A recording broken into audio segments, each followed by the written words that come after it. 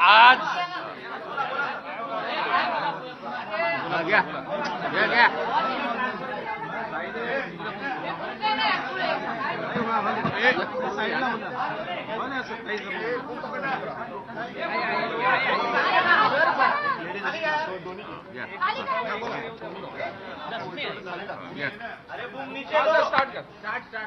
आज महाराष्ट्रातील सर्वपक्षीय आदिवासी आमदार खासदार यांच्यासोबत सविस्तर चर्चा झाली। आमदार महोदय आणि खासदार महोदयाच्या सूचनेनुसार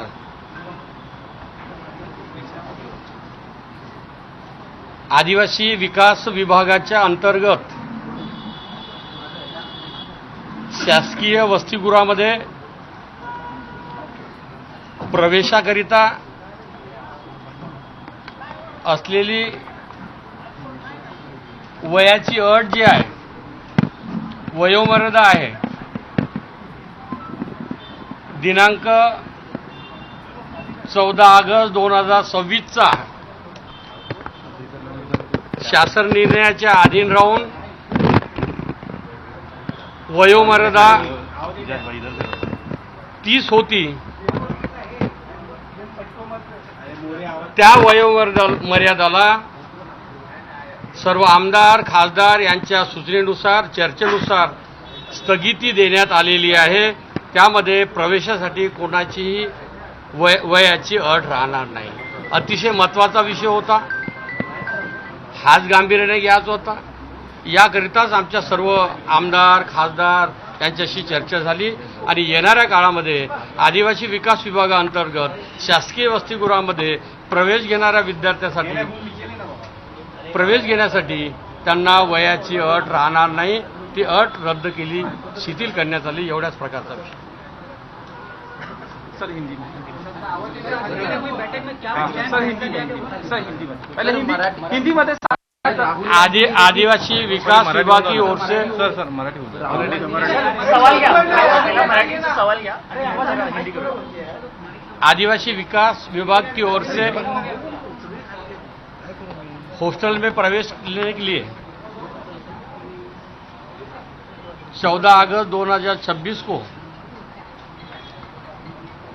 प्रवेश लेने के लिए जो आचार संहिता बनाने का जो JR निकला था, प्रवेश की मर्यादा 30 उम्र थी, वो शिथिल कर दी। अभी कोई अट रहेंगे नहीं वयों की, ये हम सब मिलके निर्णय ले लिए।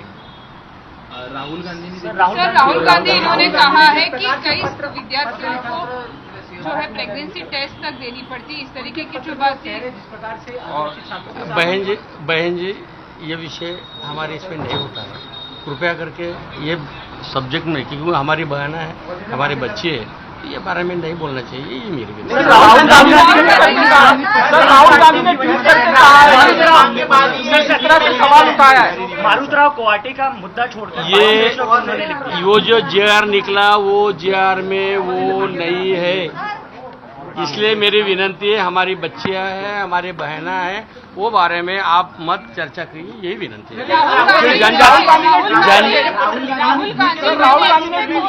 जनजाति समाज की मेरी बच्ची है, बहन है, इसके बारे में आप मत पूछिए। आप राहुल जी को पूछिए, और वो जो गवर्नमेंट का JR भी। सर हमारा सवाल राहुल गांधी को लेकर इसलिए क्योंकि वो नेता विपक्ष है, आपकी जवाबदेही बनती है। सर राहुल गांधी ने पत्र भी लिखा है मुख्यमंत्री को, ओपन लेटर लिखा है। वो कह रहे हैं आदिवासी डिपार्टमेंट ही ठीक से काम नहीं कर रहा, लंबा चौड़ा पत्र लिखा है। आमच्या सर हिंदी मराठी आमचे महाराष्ट्राचे नेते आणि मुख्यमंत्री आदरणीय देवेंद्रजी फडणवीस यांच्याकरिता राहुलजीने जे पत्र लिहिलं, त्या पत्राच्या अनुषंगाने आज मी राहुलजींना जी माहिती अद्ययावत देणं अपेक्षित होतं, आवश्यक होतं, परंतु राहुलजींना अद्ययावत माहिती न दिल्यामुळे गडचिरोली येथे साप चावल्यामुळे 3 मुली आमच्या दगावल्या, मरण पावल्या. 3 मुली दवाखान्यात भरती होत्या. त्यामुळे आपण सर्वांनी प्रत्यक्ष अप्रत्यक्ष चांगलं सहकार्य केलं. पण त्यांना माहिती जर कदाचित राहुलजींना दिली असती की ती आश्रमशाळा कोणाची आहे, 100% अनुदानावर आहे.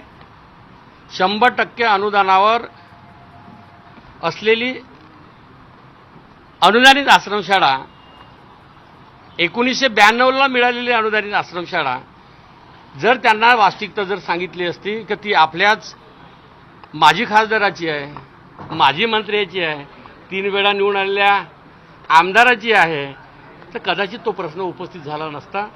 तर ती माहिती जर कदाचित त्यांना देणं आवश्यक होतं, एवढीच अपेक्षा होती.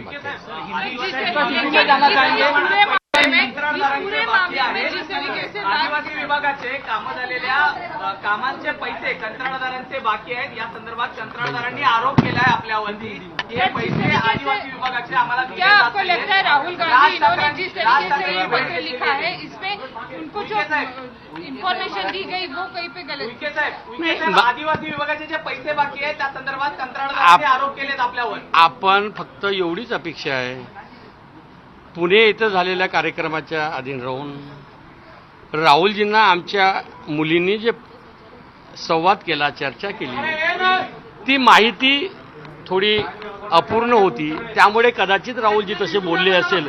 परंतु आमचे नेते देवेंद्रजी फडणवीस महाराष्ट्रामध्ये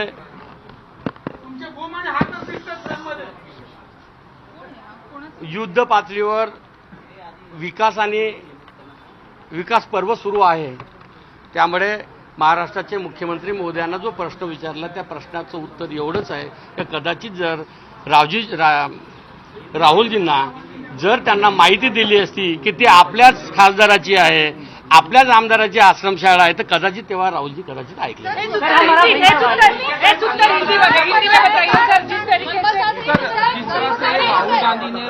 राहुल गांधी क्या आपको लगता है राहुल के ऊपर जानना चाहेंगे? राहुल गांधी ने मुख्यमंत्री को पत्र लिखा है, थोड़ा हिंदी में जानना चाहेंगे सर, हिंदी मध्ये सांगा.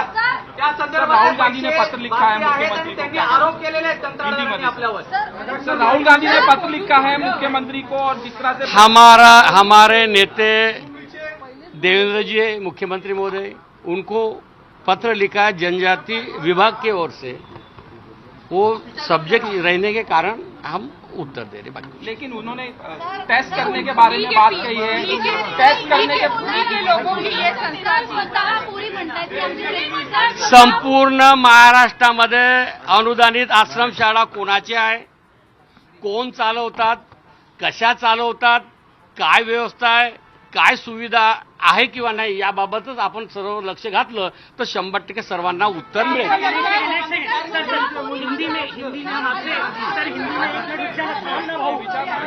जिस तरीके से राहुल गांधी जी को ये इन्फॉर्मेशन गलत दी गई, क्या उन्हीं के लोगों की ये संस्थाएं थी?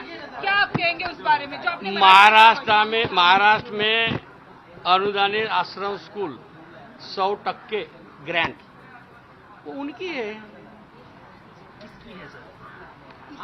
राहुल जी को मालूम है, राहुल जी ने पूछना चाहिए कि वो आप नाम नहीं मारोतराव जी कोवासे की अनुदानित आश्रम स्कूल है, वहाँ पे सर्पदंश हो गया है, तो उनको मालूम होना चाहिए. क्या राहुल गांधी को ये जानकारी नहीं थी कि उनके ही मंत्री हैं? नहीं होंगी, इसलिए नहीं होंगी. साहेब पुसत्वा शोधा पोरी म्हणतात की आमची प्रेग्नन्सी टेस्ट होते, त्या दिवशी तिने मंचावर सुद्धा सांगितलं. मग तुम्हाला आमच्या मुली आहे, आमच्या बहिणी आहे, मुलींच्या बाबत म्हणतात की आम्हाला आमच्या मुली म्हणतात त्रास होतोय. कोणालाही अधिकार नाही आमच्या मुलीबद्दल बोलायचं, आमच्या बहिणीबद्दल बोलायचं. आम्ही एबीपी माझा, उघडा डोळे बघा नीट.